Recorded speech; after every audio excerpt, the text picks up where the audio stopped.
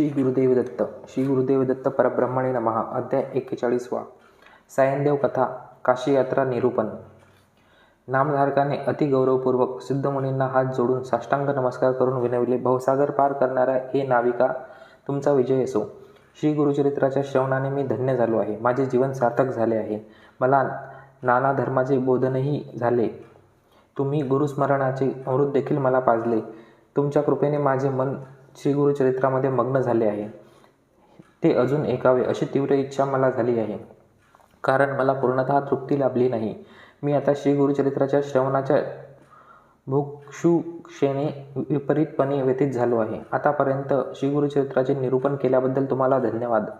आपण निरंतर गुरु सान्निध्यात वास केलेले पुण्यात्मा आहात. आपण सर्व विषय जाणतात. निरंतर आत्मानुसंधानात निमग्न असलेल्या तुमच्यापाशी माझा एक विनम्र प्रश्न आहे. तो म्हणजे आमचे पूर्वज कसे काय श्री गुरूंचे शिष्य झाले? आमच्या पूर्वजांनी कशा प्रकारे गुरुसेवा केली, ज्याद्वारे ते गुरुकृपेला पात्र झालेत? हा सारा विषय कुलंकुषपणे आपण सांगावा, कारण मी ते अनुकरण करायला इच्छुक आहे. तेव्हा सिद्धमुनी म्हणाले, प्रिय नामधारका, तू चोख गुरुभक्त आहेस. तुझी ज्ञानदाह बघून मी हर्षित झालो आहे. ज्ञानापेक्षी शिष्याच्या सर्व संशयाचे निराकरण करून त्याला आध्यात्मिक मार्गावर प्रगत करणे आणि त्याची बुद्धी, त्याची भक्ती वृद्धिंगत करणे हा गुरूंचा परमधर्म आहे. मी तुला सर्व काही सविस्तर सांगतो, ऐक. गाणगापुरात येण्यापूर्वी श्री गुरु ओसरग्रामी राहत असताना तुझ्या वंशातल्या श्रेष्ठ गुरुभक्त सायनदेवाने अत्युत्कृष्टपणे गुरूंची सेवा केली होती. तेव्हा त्याने श्रीगुरूंना स्वसदनी नेऊन विशिष्ट पद्धतीने त्यांची पूजा करून त्यांना भिक्षा अर्पण केली होती. त्याच्या भक्तीने श्रीगुरु प्रसन्न झाले व अत्यंत प्रेमपूर्वक त्याला वर देऊन अनुग्रह दिला. ही कथा मी तुला अगोदरच सांगितली आहे. पुढे श्री गुरुजी ओसरग्रामातून निघून दक्षिण दिशेला प्रवास करून ते गाणगापुरात येऊन स्थायिक झाले. गाणगापुरात वस्तीला असताना सर्वव्यापी सर्वश्रेष्ठ परमाद्य श्रीगुरूंची ख्याती चहूकडे पसरली होती.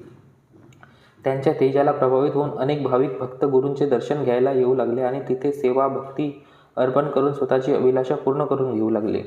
अशा प्रकारे जगोद्धारक गुरु सार्वभौम भक्तिप्रिय श्री नरसिंह सरस्वती गुरुजी भक्ताकडून सेवा स्वीकारत श्री क्षेत्र गाणगापुराला अत्यंत वैभवाने वास्तव्य करत होते. त्यावेळी तुझ्या वंशातला गुरुभक्त सायनदेवही श्रीगुरूंचे वैभव आणि महिमा ऐकून अत्यंत प्रभावित झाला होता. हर्षभरित होऊन श्री नरसिंह सरस्वतीच्या दर्शनाची तीव्र इच्छा मनात धरून गाणगापूर क्षेत्राच्या दिशेने पदयात्रा करीत गावाजवळ येऊन पोहोचला. किंबहुना श्री गुरुचे गाणगापुरी आगमन होण्यापूर्वी त्याला श्रीगुरूंविषयी बरेच काही माहीत होते, कारण त्याला श्रीगुरूंचे दर्शन भाग्य पूर्वी त्याच्या सदनीच लाभले होते. मठाच्या प्रांगणात पोहोचायला थोडे अंतर असतानाच तिथून वारंवार साष्टांग दंडवत घालतच तो मठात पोहोचला. मठात येऊन श्रीगुरूचे दर्शन घेऊन पुन्हा त्यांना साष्टांग नमस्कार केला व श्रीगुरूच्या चरणांवर लोटांगण घालून त्याची चरणधुळी अंगावर घेतली. श्रीगुरुमूर्तीच्या दर्शनाने त्याला खूप आनंद झाला आणि त्याचा जन्म सार्थक झाल्याचे वाटले. त्याच्यात अष्टभाव उमटले व अंगात रोमांचन झाले. श्री नरसिंह सरस्वती हे प्रत्यक्ष दत्तात्रेय महाराज आहेत अशी त्याची दृढ भावना होती. त्याच्या नयनातून आनंदाश्रू तरळले. कृतज्ञ भावाने त्याने पुन्हा पुन्हा श्री गुरुचरण वंदिले.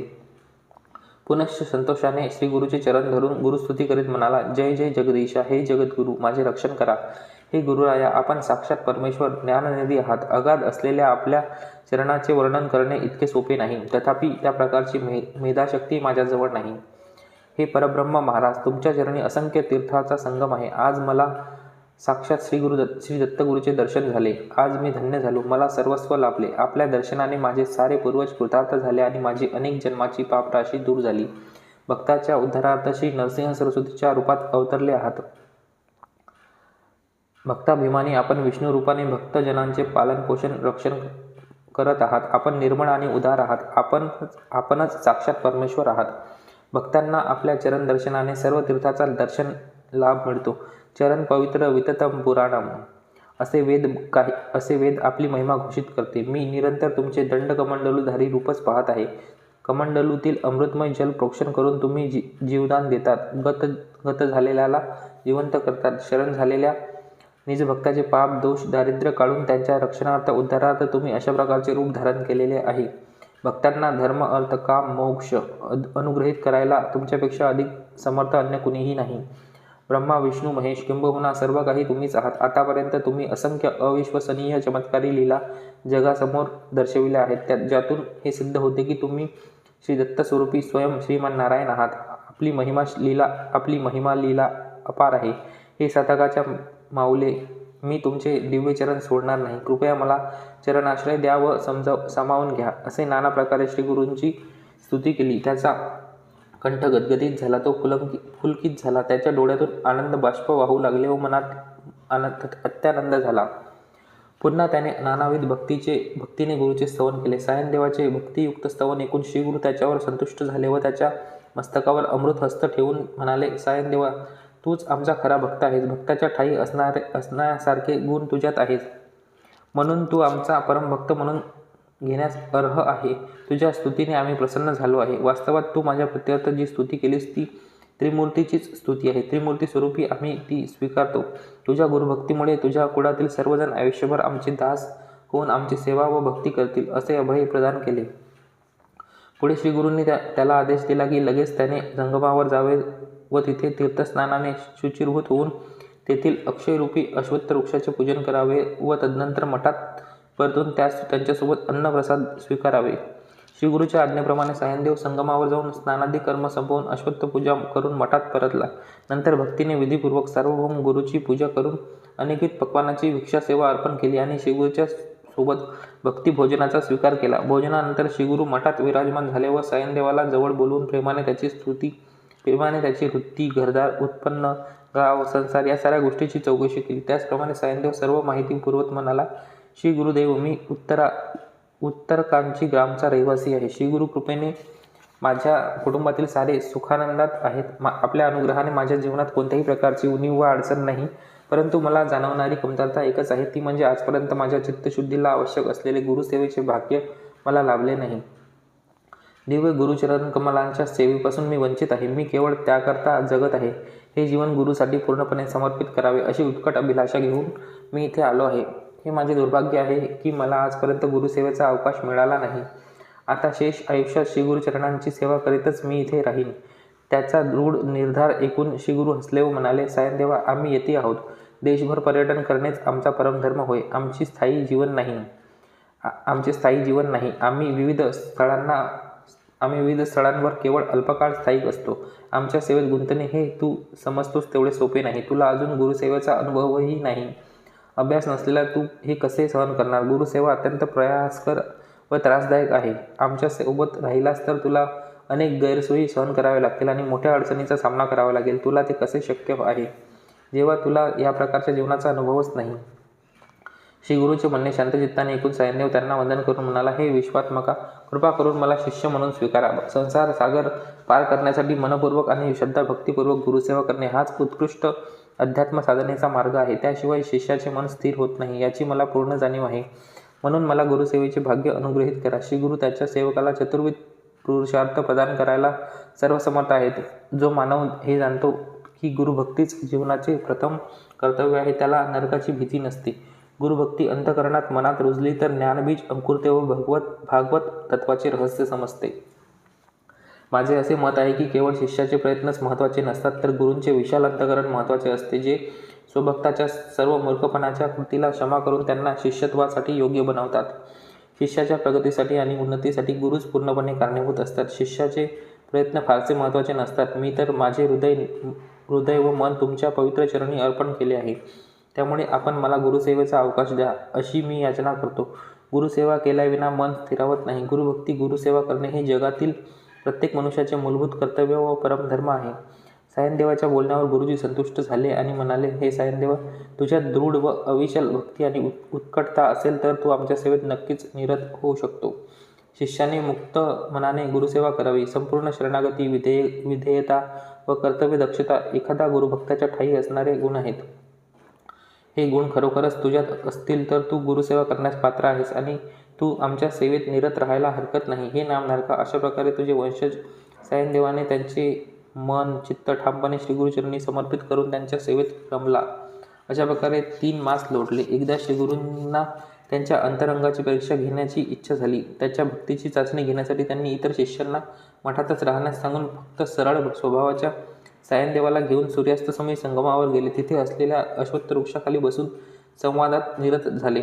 थोड्या वेळाने सूर्यास्त झाला व सर्वत्र अंधार दाटला. त्याच्या वचनबद्ध भक्तीची परीक्षा घेण्यासाठी श्रीगुरूंनी त्याच्या मायेने एक भयंकर चक्रीवादळ सुरू केले. अचानक सर्व झाडे वृक्ष वाऱ्याच्या तडाख्याने उन्मळून पडू लागले. मुसळधार पाऊस सुरू झाला. श्रीगुरूंना पाऊस लागू नये यासाठी त्याने गुरूच्या मस्तकावर एका वस्त्राचे आच्छादन धरले. जसजशी रात्र होत गेली तसतसा पावसाचा जोर वाढत राहिला व थंडीचा प्रभावही तीव्र होत गेला.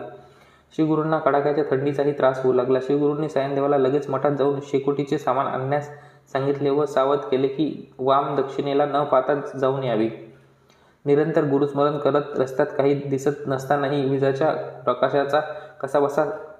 प्रकाशात कसाबसा सायनदेव गाणगापुरात पोहोचला.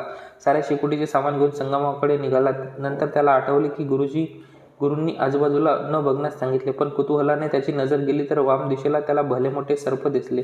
ते त्याचा पाठलाग करत होते. भयभीत होऊन तो सुसाट वेगाने धावू लागला, पण सर्प तर पाठलाग करीतच होते. तरी तो पडत पडत संगमावर पोहोचला. सायनदेवाने दुरूनच श्रीगुरूंकडे पाहिले तेव्हा त्यांना त्याच्या सभोवती हजारो दीप तेवत असल्याचे दिसले. शिवाय वेदपठणाचा उद्घोषही ऐकू येत होते. सायनदेव गुरूच्या समीप पोहोचला, पण तिथे तर गुरूंशिवाय इतर कोणीच नव्हते. त्या क्षणी चंद्रकिरण जमिनीवर पडून अंधार नाहीसा झाला. सायनदेवाने शेकोटी पेटवली. त्यांचा पाठलाग करून आलेले दोन भले मोठे सर्प गुरूंना वंदन करून तक्षणी निघून गेले. तेव्हा श्रीगुरू म्हणाले, हे सायनदेवा, तू कशाला भयभीत झाला आहेस? तुला त्या सर्पांना पाहून भीती वाटली का? आम्हीच ते 2 सर्प तुझ्या संरक्षणार्थ पाठविले होते. आता तुला भयग्रस्त होण्याची आवश्यकता नाही. गुरुसेवा ही किती खडतर आहे हे तुला समजले का? गुरुभक्ती अत्यंत कठीण व दुर्लभ असते. या कलियुगामध्ये दृढ भक्तीने सेवा करणारा शिष्य मिळणे दुर्लभ आहे. अधिकाधिक लोक स्वार्थपरभावनेने गुरुसेवेत गुंतलेले आहेत. गुरुसेवा ही कोणत्याही फलाच्या अपेक्षेने केली जाऊ शकत नाही. गुरुसेवा ही दांभिक व नैमित्तिकपणे करण्याचा उपचार नव्हे. म्हणून तू हे सर्व विचार लक्षात ठेवून गुरुसेवा करण्याच्या तुझ्या इच्छेबद्दल विचार कर. तेव्हा सायनदेव अत्यंत दीनपणे गुरुचे चरण धरून अश्रुपूर्ण नयनांनी वंदन करून म्हणाला, हे गुरुराया, आपणच माझे मातापिता व सर्वस्व आहात. मी आपल्यावर विश्वास ठेवून आलो आहे. आपण माझ्यावर करुणामयी भावाने कृपा करावी. कोणत्या विधानाने माझे अंतःकरण श्रीगुरुचरणावर स्थिर होऊन आजीवन गुरुसेवा करीत श्रीच्या सानिध्यात बिंबित होईल, त्या प्रकारच्या गुरुभक्तीचे स्वरूप मला उपदेश करा. रात्रीची वेळ घालवण्यासाठी श्रीगुरूंनी गुरुसेवा व गुरुभक्ती याविषयी मनोरंजक कथा सांगण्यास प्रारंभ केला. एकदा पार्वती देवीने शंकराला विचारले, स्वामी, गुरुभक्तीचे स्वरूप काय? गुरुभक्तीचे उत्तम विधान कोणते? गुरुभक्तीची पात्रता काय? या सर्वांबद्दल प्रबोधन देऊन मला सविस्तर सांगा.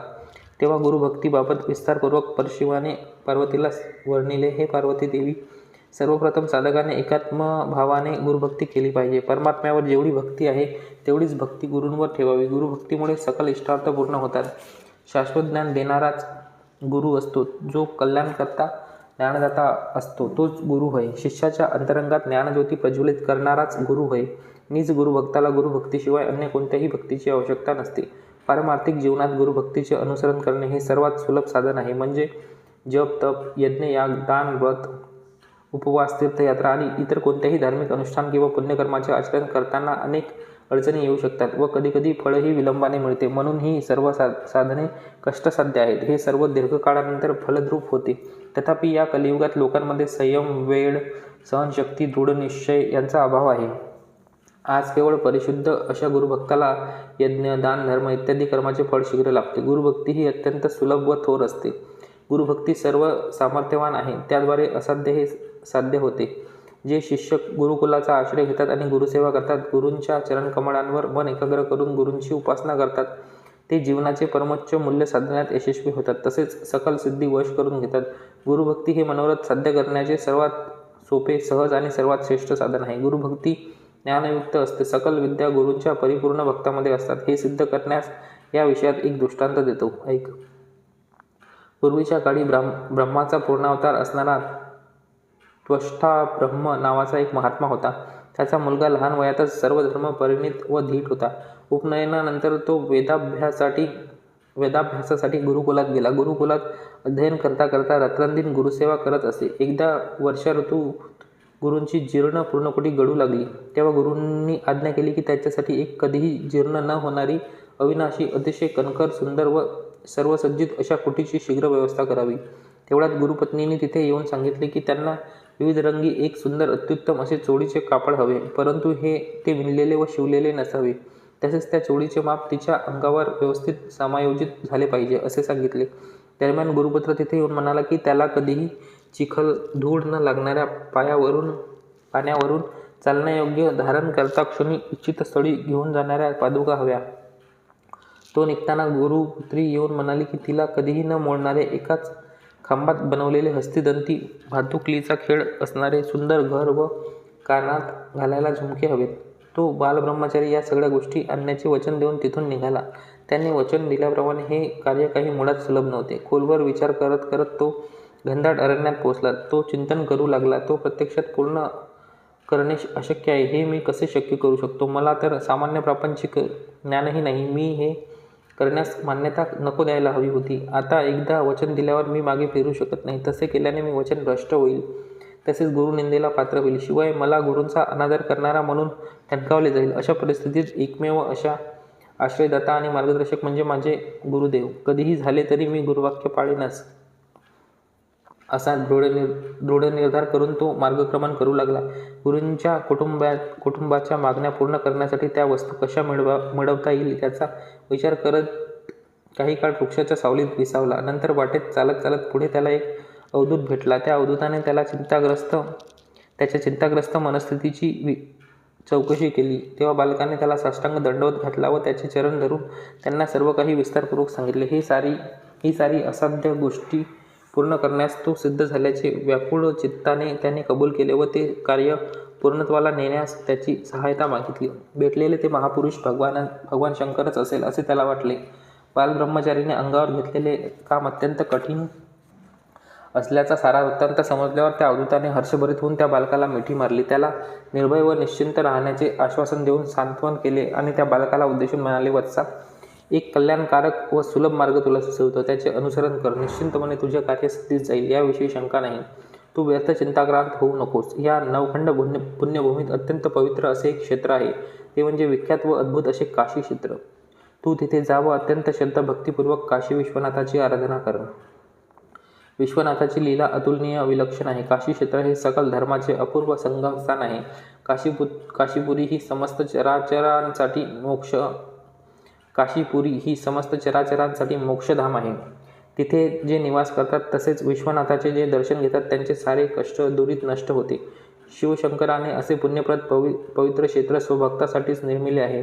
काशीला गेलास तर तुझे सर्व इच्छित कार्य पूर्ण होतील. तुला काही जे आवश्यक आहे ते सर्व तुला तिथे प्राप्त होईल. काशी क्षेत्र महिमा अपरंपार स्वयंपूर्ण आहे. त्याचे वर्णन करावयास माझी वाणी समर्थ नाही. काशी यात्रा करणाऱ्यांना अधिक पुण्य लाभते, किंबहुना त्यांच्या प्रत्येक पाऊलांना अश्वमेध यज्ञाचे फळ प्राप्त होते. काशी क्षेत्राला पोहोचताच तुझ्या साऱ्या कामनाची पूर्ती होईल. त्यावर बालब्रह्मचारी अवधूतांना नमस्कार करून म्हणाले, हे स्वामी, आता तर मी घोर अरण्यात आहे. मी काशीविषयी अनभिज्ञ आहे. पवित्र काशी क्षेत्राकडे जाण्याचा मार्ग कोणता? मला तर तीळ मात्र ज्ञान नाही. माझ्यासोबतही कुणी नाही. आपणच मला मार्गदर्शन करावे आणि काशी क्षेत्राला घेऊन जावे, असे अति कळवळून बोलला. त्याची दयनीय अवस्था पाहून अवधूताचे मन द्रवले. त्याला काशी क्षेत्रे घेऊन जाण्याचे आश्वासन दिले व त्यानिमित्त त्यांनाही काशी क्षेत्र यात्रेचा योग लाभेल याचा आनंदच झाला. नंतर योगशक्तीच्या मनोवेगाने ते दोघेही काशी क्षेत्री पोहोचले. तेव्हा त्या अवधूताने बालकाला काशी क्षेत्राची यात्रा पूर्ण करण्यास सांगितले.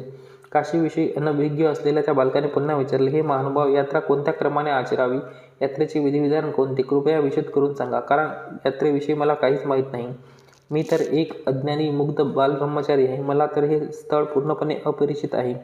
त्यामुळे कृपा करून यात्रेची पूर्ण माहिती द्या. त्यावर अवधूत म्हणाले, वत्सा, मी तुला यात्राविधी नीट समजावून सांगतो. तू निश्चयाने, नियमाने व भक्तिपूर्वक यात्रा पूर्ण कर.